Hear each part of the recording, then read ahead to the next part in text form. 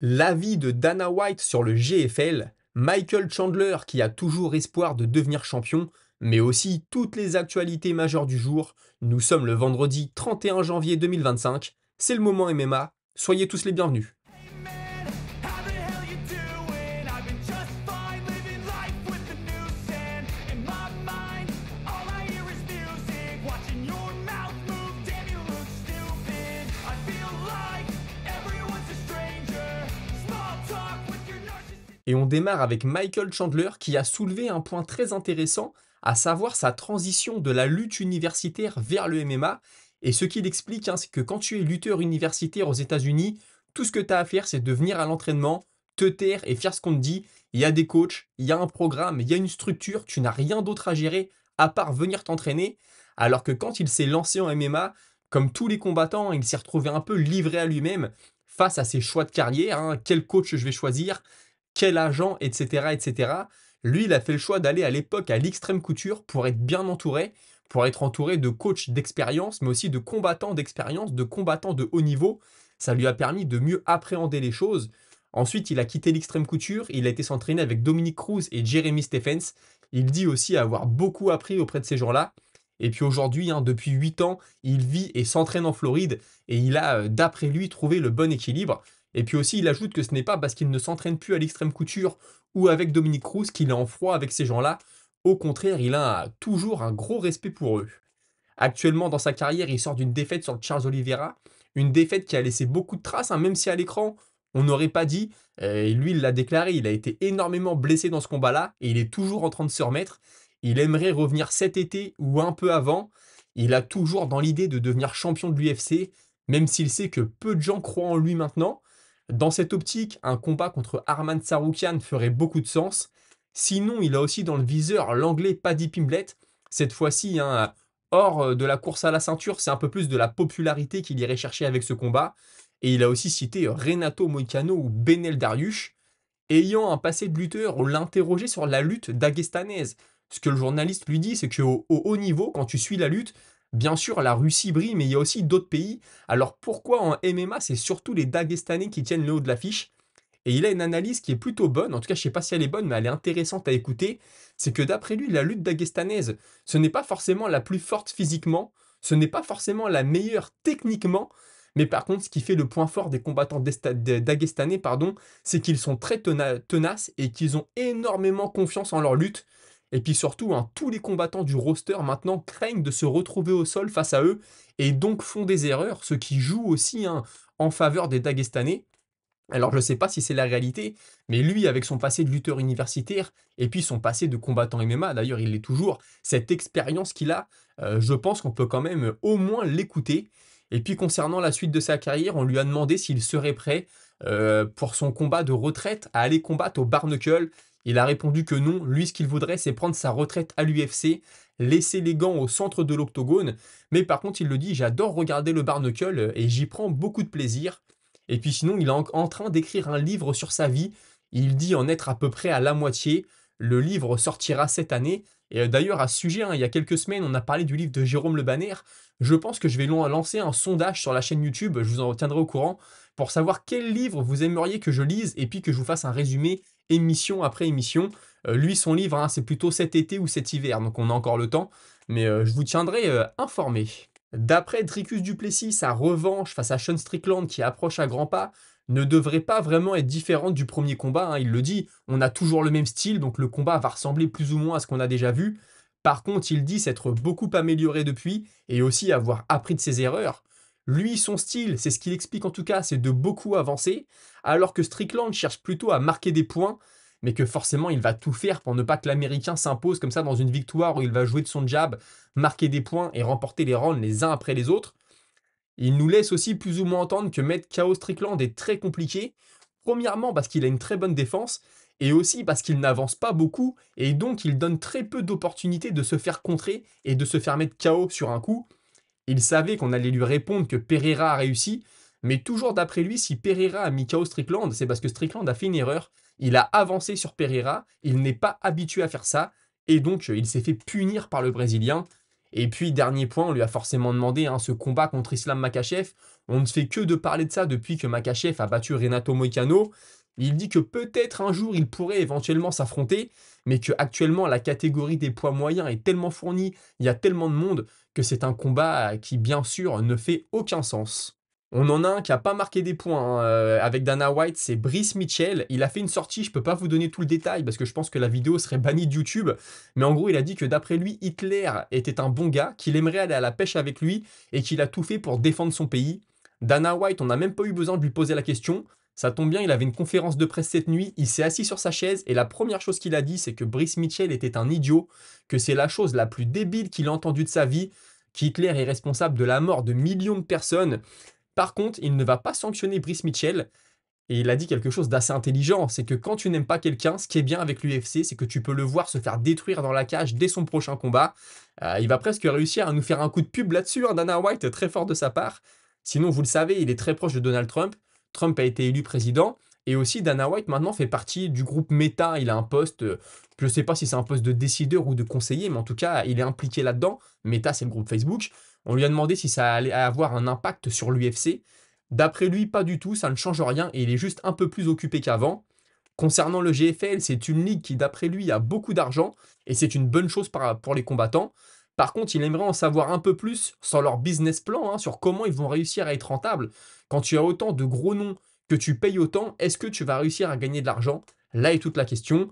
Il ne les considère pas comme des concurrents. Ce qu'il explique, c'est que lui, ses concurrents, c'est la NFL, c'est la NBA, c'est les grosses ligues, mais il ne met pas le GFL dans le panier. Pendant des années, on a souhaité voir Fedor à l'UFC, ça ne s'est jamais fait. Aujourd'hui, on a Nemkov, hein, qui est son poulain, toute proportion gardée, hein. Je ne suis pas en train de vous dire que Nemkov a la même carrière que Fedor. Mais donc, on lui a demandé, est-ce qu'on pourrait un jour voir Nemkov à l'UFC? Et il explique que pour l'instant, il n'y a aucune discussion et que ça n'a jamais été évoqué.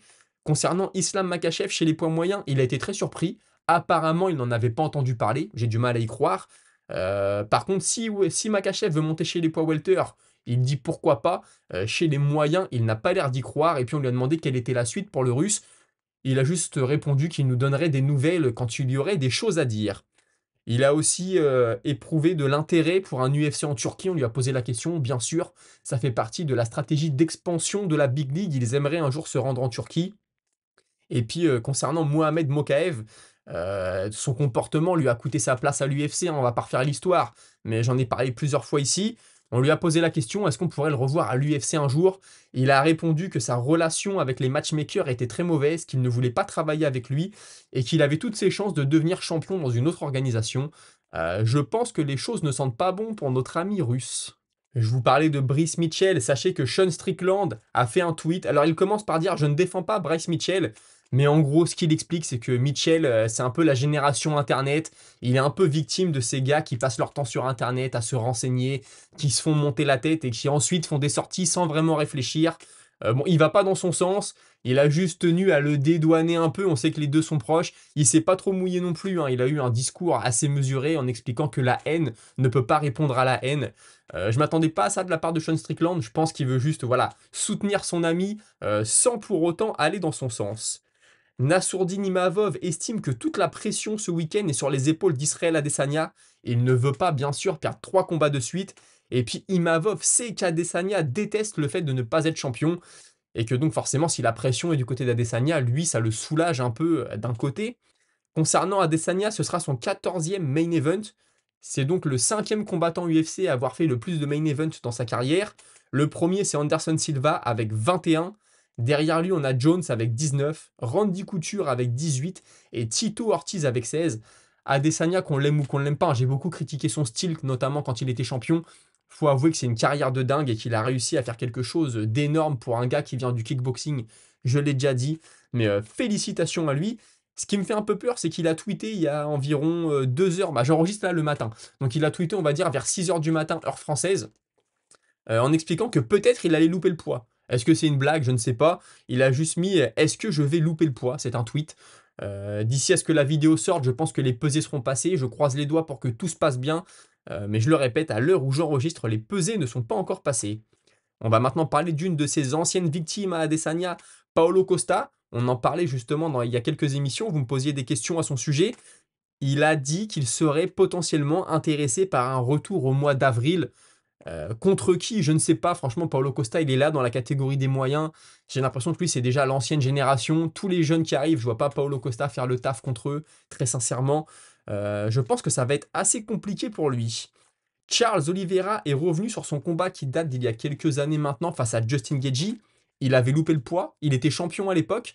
Le fait d'avoir loupé le poids, sa ceinture n'était plus en jeu. Et ce qu'il explique, hein, c'est que lui s'était pesé le jeudi soir, il était déjà au poids, et il ne comprend pas pourquoi le vendredi matin il ne l'était plus. Il l'a loupé, je crois, pour 350 grammes, quelque chose comme ça. Apparemment, c'était pas le seul sur la carte. Il a des soupçons sur la balance, il pense que la balance était mal réglée. Alors bon, le dire après coup, forcément, je sais que ça peut sonner comme une excuse. Je pense que l'UFC ne va pas forcément apprécier, la commission non plus. En tout cas, il l'a dit. De toute façon, maintenant, c'est du passé, hein. Il avait remporté ce combat d'ailleurs face à Justin Gaethje. Il avait perdu sa ceinture bien plus tard. Alex Pereira, lui, bon, ultra populaire, on le sait. Et je vous ai dit cette semaine que s'il montait d'une catégorie, c'était pour affronter John Jones, le champion. Il a été interrogé sur la boxe anglaise. Il a la même mentalité. S'il doit aller en boxe anglaise, c'est pour affronter le champion. Ce serait donc pour affronter Usyk. Je pense personnellement que ce n'est pas forcément la meilleure des idées pour lui. Un ancien pensionnaire de l'UFC, Sergio Pettis, le petit frère d'Anthony. Il a eu une partie de sa carrière à l'UFC, il est ensuite parti au Bellator, il a participé au Bellator contre Rising, hein, il y a eu plusieurs combats comme ça.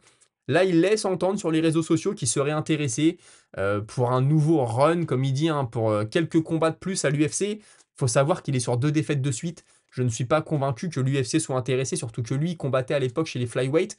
Est-ce qu'il reviendra en poids coq? Je ne sais pas.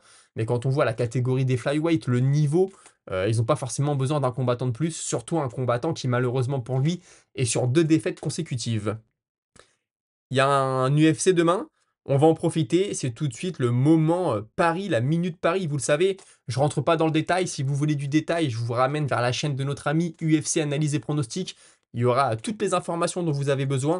Je vous présente les cotes, si j'ai quelque chose à dire, je le dis. Premier combat de la carte principale, Faresiam, qui n'est pas favori face à Mike Davis. Je vais être chauvin, je vais y aller avec Faresiam, hein, même si bien sûr j'attends encore beaucoup de ce combattant-là. On a encore beaucoup de questions sans réponse, mais c'est pareil du côté de Davis. Donc hâte de voir ce combat. En plus, il est sur la main card, hein, Faresiam, donc c'est une très belle opportunité pour lui. Saïd Nurmagomedov contre Vinicius de Oliveira. 1,56 pour le favori Nurmagomedov, 2,30 pour Vinicius Oliveira. Sergei Pavlovich 1,28 contre Rozenstruik 3,40. Je pense très sincèrement que Pavlovich est le meilleur des deux. Maintenant, attention, Rozenstruik, il est sur une bonne série. Je le vois de plus en plus intelligent dans la cage. Mentalement, je pense que sa confiance est reboostée. Les deux se connaissent, ils se sont beaucoup entraînés ensemble. J'en ai parlé cette semaine, hein, je vous renvoie vers cette émission. Est-ce que Pavlovich, ces 2 défaites de suite, vont l'avoir affecté mentalement? On en reparlera dans la minute auditeur. Je pense que c'est possible. On l'a vu se faire mettre KO par Aspinal. On l'a vu se faire dominer par Volkov. Hein, 2 façons de le battre. Contre Aspinal, on aurait pu dire bon, bah pas de chance. Il a pris le mauvais coup. Là, contre Volkov, c'était pas le cas. Maintenant, depuis le combat contre Volkov, il a aussi eu le temps de se reconstruire. Il est parvenu trop vite. Donc j'ai hâte de voir ce combat, mais peut-être il y a quelque chose à faire avec la cote à 3,40 de Rozenstruik. Ensuite, Sharapouddin Magomedov contre Michael Page. Sharapouddin est favori. Personnellement, je pense que Page a l'avantage dans ce combat. Sharapouddin, vous le savez, je ne suis pas convaincu. Bien sûr, il peut nous sortir un mouvement spectaculaire et mettre fin au combat à n'importe quel moment. Maintenant, les déplacements de Page, je rentre, je touche, je tourne, etc. Ça peut totalement désorienter le Russe, je pense. Si le Russe s'attend à une bagarre, je suis pas convaincu qu'il l'aura, même si c'est ce que j'ai envie de voir. J'ai envie de voir Michael Page, hein, le dos à la cage, besoin de sortir les esquives, besoin de monter la garde, le sortir de sa zone de confort. Ce qui peut jouer pour Magomedov aussi, c'est que Page est un poids welter à la base, 77 kg. Là, il monte en 84, 7 kg de plus. Est-ce que ses déplacements seront les mêmes? Est-ce que son explosivité sera la même et sa vitesse? Je ne sais pas. Mais encore une fois, 2,45, il y a peut-être quelque chose à faire de ce côté-là. Et puis le main event, Adesanya contre Imavov, ça a fait beaucoup parler. Adesanya 1,54, Imavov 2,30. Bien sûr, je suis chauvin, bien sûr, j'y vais avec le français. Maintenant, attention, l'expérience d'Adesanya peut faire la différence. L'expérience sur 5 rounds encore plus. L'expérience de la lumière aussi, il est habitué au main event, hein, on vient d'en parler. Ça peut être très compliqué pour le français. Maintenant, je suis confiant parce qu'il a un très bon coin, il a une très bonne stratégie. Je l'espère en tout cas. Ça ne fera pas tout, bien sûr. Attention à ne pas y aller à l'ego, attention à ne pas vouloir seulement rester debout, faire un combat de kickboxing contre un mec qui est l'élite dans le domaine, même s'il est peut-être plus au sommet de sa carrière. Adesanya peut avoir de l'ego et ne pas vouloir se prendre une 3e défaite de suite, donc ça peut être une source de pression, mais aussi une source de motivation. Je m'attends à un combat très compliqué pour le français. Je dis pas que c'est impossible, J'ai envie d'y croire. Maintenant, n'enterrons pas Israël Adesanya trop vite. Et puis pour le français, c'est l'heure de briller. Franchement, battre Adesanya pour sa carrière, c'est énorme. Pour sa confiance, n'en parlons pas. Et puis pour sa légitimité dans la catégorie, ce serait forcément aussi quelque chose. J'espère que vous appréciez l'émission pour l'instant. N'hésitez pas à liker, vous abonner, commenter. Je lis tous vos commentaires, j'y réponds. Et j'en sélectionne quelques-uns pour la minute auditeur. Et justement, tout de suite, on passe à cette fameuse minute auditeur. Et je commence avec Salim Martinoir, mais ce n'est pas le premier à me l'avoir fait remarquer. Pavlovitch hier disait qu'il valait mieux connaître une technique et la maîtriser qu'en connaître 1000 et ne pas les maîtriser. Il me dit ça vient de Bruce Lee cette phrase, ça m'est revenu maintenant. Je crois que Bruce Lee disait je crains plus l'homme qui connaît une technique et qui l'a pratiquée 1000 fois que celui qui en connaît 1000 et qui ne l'a pratiquée qu'une fois, quelque chose du genre. En effet, Bruce Lee, le maître à penser de beaucoup de personnes. Kikentre qui me dit c'est pas samedi soir l'événement mais samedi après-midi. La carte préliminaire commence à 15h et carte principale à 18h. Et tu me disais que Ziam était en carte principale. Bien sûr, c'est très bon pour lui. Merci pour l'info. En effet, j'avais oublié de le dire. La carte principale en France, hein, pour les Québécois, excusez-moi, je ne sais pas, commencera chez nous sur Twitch RMC Sport. Vous le savez, interdiction de diffuser du MMA avant 20 ou 21h. Malheureusement, une règle un peu particulière. Donc ça va se passer sur Twitch. Est-ce qu'il y aura tout de suite à 21h une prise d'antenne en différé pour repasser l'événement? Je ne sais pas. Est-ce qu'il sera tout de suite en replay sur RMC Sport? Je ne sais pas non plus. Mais en tout cas, on devrait pouvoir le voir sur Twitch et puis ensuite le récupérer, je pense, sur RMC. Yann Deblaine qui me dit Charaboulette surcoté, Venom Page surcoté. Point d'interrogation, bien sûr. Les deux le sont selon certaines chaînes de MMA. On va vite avoir des réponses à ces questions. Alors, Charapoudine, est-ce qu'il est surcoté? Bah, on peut se poser la question. Michael Venom Page, on a quand même vu sa carrière, on a vu ce qu'il était capable de faire, ce qu'il était capable de ne pas faire. Donc, Venom Page, je te dirais, on a déjà nos réponses. Par contre, Charapoudine, on les a pas encore. Donc, lui, on peut se poser la question. Mais je pense que Michael Venom Page, là, on a déjà vu beaucoup de choses de sa part. Il peut toujours nous surprendre. Mais je ne dirais pas qu'il est surcoté. Yann Dublin, tu me dis, concernant Pavlovitch, hein, tu ne penses pas que son mental a été affecté par ces deux défaites? Ça reste un top 5 avec un bon mental d'après toi, hein, c'est ce que tu me dis. Il était juste énervé du combat avec son compatriote et ex-partenaire sparring. Manque de game plan évident contrairement à Volkov. C'est dur aussi, il est passé de celui qui éteint tout le monde en 2 minutes, à part son premier combat, contre le vétéran brésilien super connu là et super dopé, j'ai zappé le nom. Ah, je pensais que son premier combat UFC était contre Overeem. Je suis en train de tilter. Bref, on verra ça plus tard. Je t'en reparlerai. Il est passé de ça à celui qui a été éteint par l'autre qui éteignait tout le monde en 20 secondes à Spinal. Sa hype en a pris un coup. Et puis ce combat ennuyeux avec Volkov, genre the best fighter ennuyeux des poids lourds selon moi. Période dure pour Pavlo, mais je le vois manger Rozenstruik. Oui, Pavlovitch, moi j'ai un doute sur son mental, j'ai un doute. J'aimais l'hypothèse que son mental pourrait être affecté par ça. En réalité, j'en sais rien forcément. Et contre Rozenstruik, ça peut être plus serré que prévu maintenant, forcément, quand tu frappes comme Pavlovitch. Tu peux mettre fin au débat très rapidement, surtout que Rozenstruik, on l'a déjà vu se faire mettre KO, notamment contre Ngannou, on avait eu assez mal pour lui à l'époque. La carotte sévère. Toi, t'as pas eu une petite souris, entre guillemets, pour t'informer que Charapoudine était à Riyad sans sparring partner et qu'il était là plus pour tourner un film que pour combattre. Apparemment, c'est une chaîne YouTube, je crois, Fight Mind, tu me disais qu'elle a déclaré ça. J'espère pas, ça me semble un peu gros quand tu déclares vouloir être ultra actif, vouloir devenir une star, tu vas à Riyad pour tourner un film plutôt que pour t'entraîner. Je pense que si l'UFC apprend ça et qu'il nous sort un combat pourri, ils vont très mal le prendre, ils vont lui faire payer. Si c'est le cas, j'espère aussi que Venom Page va lui faire payer parce qu'il faut respecter le sport, te respecter toi, respecter les fans et respecter ton adversaire. Tu peux pas arriver comme ça en dilettante. Pour moi, c'est pas possible. Maintenant, c'est pas impossible non plus. Il n'y a pas de fumée sans feu. Peut-être que c'est arrivé. Mais très sincèrement, je ne l'espère pas et je n'ai rien vu passer à ce sujet en tout cas. Ensuite, Al Ngogo qui me dit Chara contre MVP sur le papier, ça donne envie. C'est des showman, on va se régaler. Si c'est boring, je ne posterai plus jamais un commentaire. Je vote pour un KO de MVP en contre, c'est fort possible. Chara aura le temps de se reconstruire en apprenant la leçon. À 36 ans, il me semble, c'est un des derniers combats de MVP, il faut savourer. Il peut choper un Pokémon pirate, c'est excellent. Bien vu, tu fais référence à MVP qui avant avait une casquette de Sacha dans Pokémon et qui jetait des Pokéballs à ses adversaires qui étaient KO. Ça avait fait un gros coup de pub à l'époque.